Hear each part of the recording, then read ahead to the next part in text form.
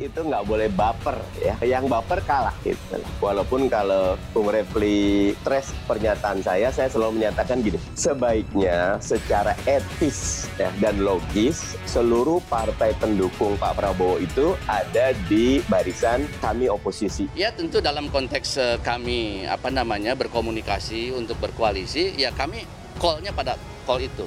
Call tinggi kami adalah kami siap berkoalisi dengan Pak Prabowo, asal cawapresnya diambil dari yang 9 ini. Ya wajar kan dalam politik.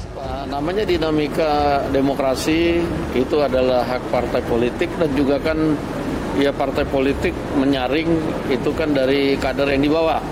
Ya kami tidak berkecil hati bahwa kemudian tidak ada namanya. Atau PKS sudah pernah juga ngusung Pak Prabowo yang lalu.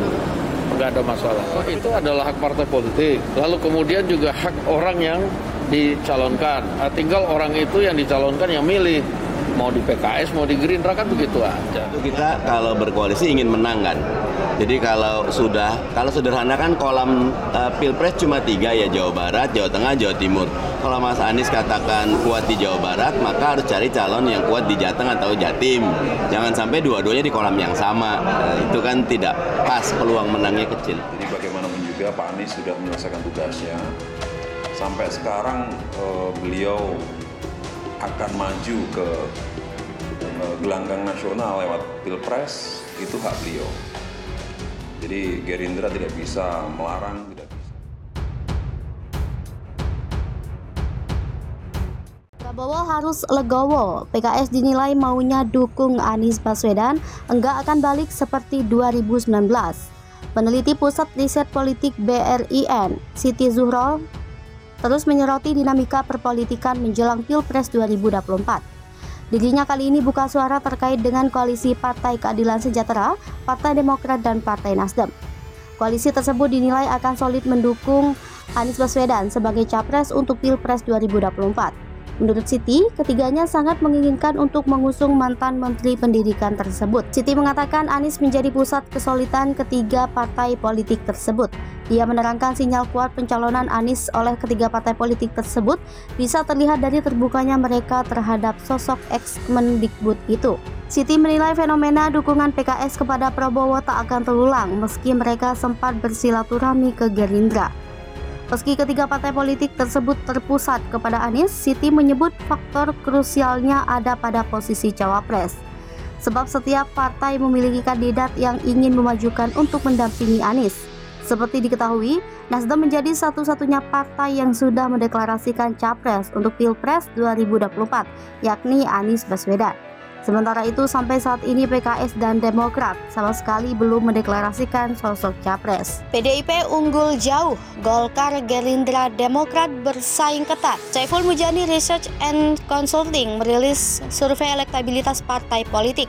Dalam survei ini, elektabilitas PDIP unggul dengan angka yang jauh signifikan dibandingkan partai lainnya. Jajak pendapat ini dilakukan pada 3-11 Desember 2022 dengan total sampel 1029 responden. Survei dilakukan dengan memilih sampel secara acak dengan metode multistage random sampling. Responden terpilih kemudian diwawancarai tatap muka. Margin of error dari survei ini diperkirakan lebih kurang 3,1% pada tingkat kepercayaan 95%. Pada survei ini responden ditanya jika pemilihan anggota DPR diadakan sekarang, partai atau calon dari partai mana yang akan Anda pilih. SMRC menyodorkan 18 partai politik. Sebanyak 17 diantaranya yang telah ditetapkan sebagai peserta pemilu. Sementara SMRC juga memberikan kesempatan dengan mengikut sertakan partai di luar peserta pemilu. Hasilnya elektabilitas PDIP terlihat sangat tinggi dengan suara mencapai 24,1%. Angka ini berbeda jauh dengan elektabilitas parpol yang berada di urutan setelahnya. Denny mengatakan angka ketiga partai setelah PDIP yakni Golkar, Gerindra, dan Demokrat tampak berbeda tipis.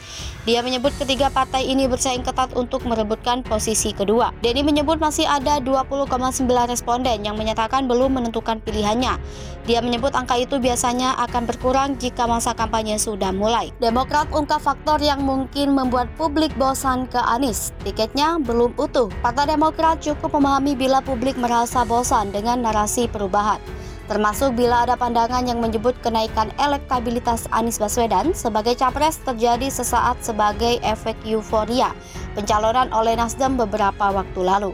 Menurut Deputi Badan Pemenangan Pemilu Partai Demokrat Kamhar Lakumani, kedua hal itu mahfum terjadi lantaran narasi yang saat ini disampaikan Anies masih terbatas. Diketahui, sejauh ini baru Nasdem yang sudah secara resmi mengusung mantan Gubernur DKI Jakarta itu sebagai capres.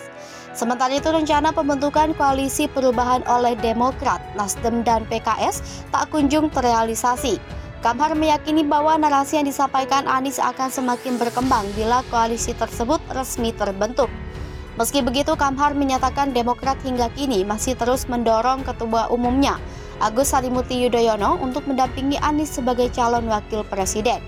Menurut dia, bila keduanya dideklarasikan sebagai pasangan calon, akan semakin menambah penegasan antitesis pemerintahan Jokowi.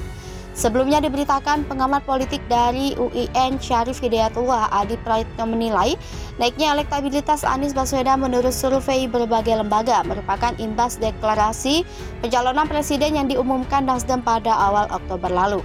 Momentum deklarasi pencapresan Anies dinilai tepat karena berdekatan dengan lengsernya dia dari kursi Gubernur DKI Jakarta.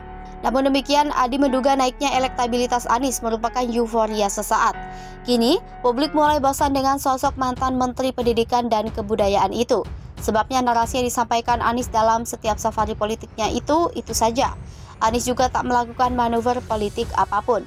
Sebagai figur yang lekat dengan citra oposisi, Anies hampir tidak pernah menentang atau mengkritisi kebijakan Presiden Joko Widodo secara terbuka. Padahal basis massa Anies datang dari kalangan yang kontra terhadap Jokowi. Bawaslu sebut Anies tak etis. Demokrat tegur pejabat yang pasang baliho ingin nyapres. Koordinator juru bicara Partai Demokrat Herzaki Mahendra Putra meminta Badan Pengawas Pemilu untuk menegur pejabat yang melakukan kampanye terselubung dengan memasang wajah di mana-mana. Menurutnya, Bawaslu harus adil dengan tidak hanya menyebut mantan Gubernur DKI Jakarta Anies Baswedan kurang etis dengan kegiatan safari politiknya. Menurut Herzaki, saat ini banyak pejabat publik yang sudah memasang wajahnya di mana-mana untuk sosialisasi diri, terlebih mereka yang ingin maju menjadi calon presiden atau calon wakil presiden pemilu 2024. Ia menekankan Partai Demokrat sejatinya hanya mengapresiasi kerja-kerja profesional rekan-rekan Bawaslu. Menurutnya, seharusnya mengawasi semua bakal kandidat yang akan menjadi kontestan di pemilu 2024. Sehingga ia berharap tidak ada tebang pilih dalam penegakan aturan. Demokrat meminta bila ada pejabat yang secara terang sudah memasang wajahnya di mana-mana, ia berharap Bawaslu juga perlu mencermati benar apakah ada dana APBN atau APBD yang dipakai buat bantu kampanye terselubung. Termasuk kata dia, jika pejabat yang juga membuat acara yang tidak ada hubungan secara langsung dengan tugas dan tanggung jawabnya. Apalagi kalau ternyata ada pejabat publik sibuk ikut-ikutan mengendorse capres kesana kemari. Karena itu, ia menilai pandangan etis dan tidak etis Bawaslu itu jangan hanya disasar ke salah satu bakal kandidat saja. Herzaki menegaskan banyak bakal kandidat yang ingin menjadi kontestan di pemilu 2024, namun juga melanggar etika yang disebutkan Bawaslu.